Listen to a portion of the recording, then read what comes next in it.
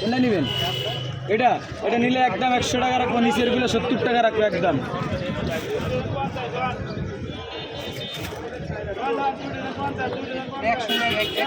একদম নিচেরটা 80 টাকা, নিলে একদম 70 টাকা। না, কচি ডাব একটু টেয়া গেলে ওই ডাবটা খান, এই যে ডাবটা খান।